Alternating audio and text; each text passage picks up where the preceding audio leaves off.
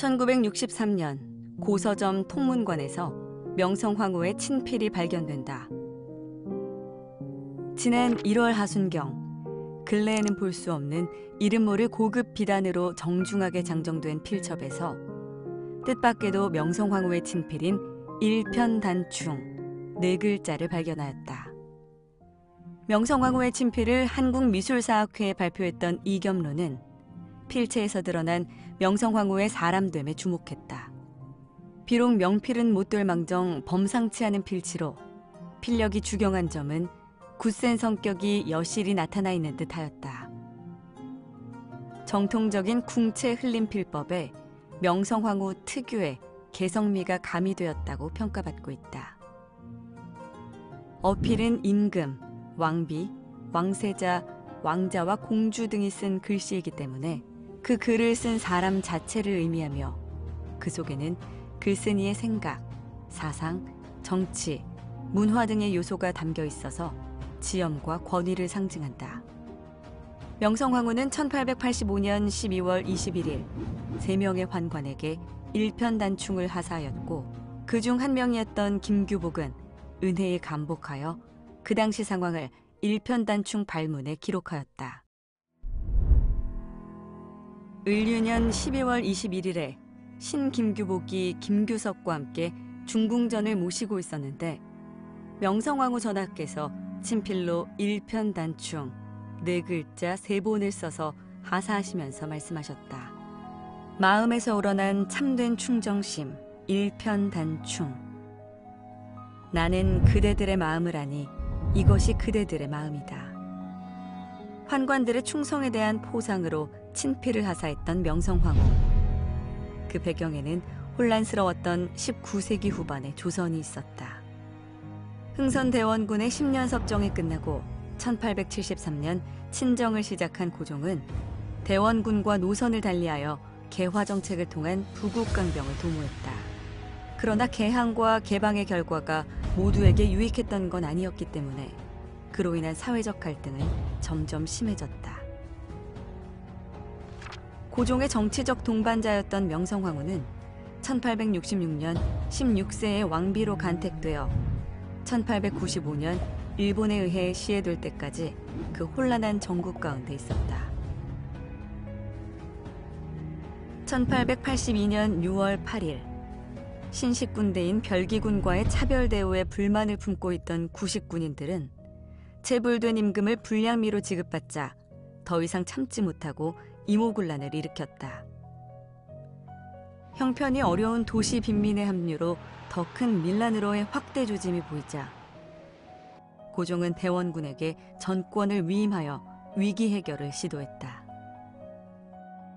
고종이 추진하던 개화정책은 백지화됐고 왕후는 권력의 핵심에서 민씨 일가의 부패에 앞장선 인물로 지목돼 피난길을 떠난다. 김규복은 일편단충 발문에서 당시 상황을 생생하게 기록했다. 우리 성상의 19년 임오년 6월 9일 개해일에 도성의 여러 군데가 갑자기 변란을 일으켰다. 황윤명, 유재현이 여러 동료들과 동궁을 모시고 요금문을 통해서 나갔고 신 김규복과 김규석은 어가를 모시고 후원에 이르러 변란을 피하였다. 이날 비가 쏟아붓듯이 내려 어좌가 모두 젖었는데 신 김규복과 김규석이 진흙탕길에서 모시고 앉아 있었다. 날이 이미 어두워졌는데도 역적 무리가 물러갈 뜻이 없어 위급한 상황에 놓여 있었다. 창과 칼을 무릅쓰고 어가를 호종하여 중희당으로 돌아왔다.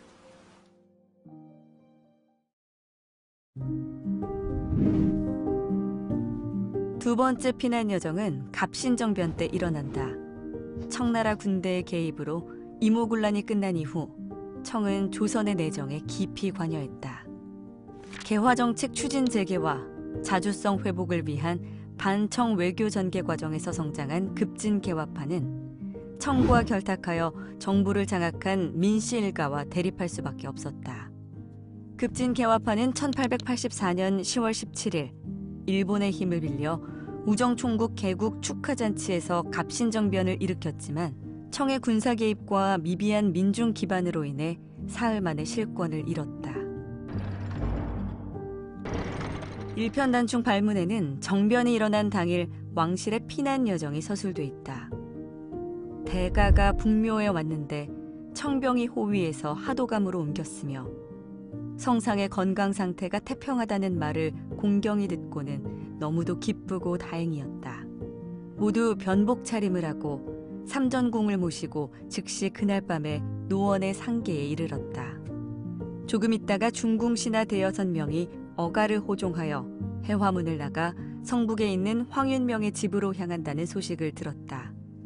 그래서 놀랍고 기쁜 마음을 이기지 못하여 종손 김응현 및 선비 권억과 함께 쌍류동으로 따라가니 동조, 곤전, 춘궁이 이미 먼저 도착해 있었다. 일편단충 발문은 이모군란과 갑신정변 당시 왕실이 받은 위협과 피난 상황을 생생하게 기록하며 조선왕조실록과 승정원 일기 등의 역사 기록을 보완하는 자료로 여겨진다. 그러나 기록자인 내시 김규복은 수십 년간 왕가의 측근으로 최고 권력을 누렸던 고위층 환관이었기 때문에 그의 주관적 시각을 바탕으로 쓴 발문은 편향된 기록이라는 한계를 갖는다. 일편단충, 이 네 글자에는 어려운 시기를 함께했던 이들에 대한 고마움과 더불어 이후에도 그들의 충정이 계속되길 바라는 소망이 담겨 있을 것이다. 그리고 그 판단은 오늘 명성황후의 친필 일편단충과 김규복의 발문 앞에선 우리의 몫이라 할 수 있다.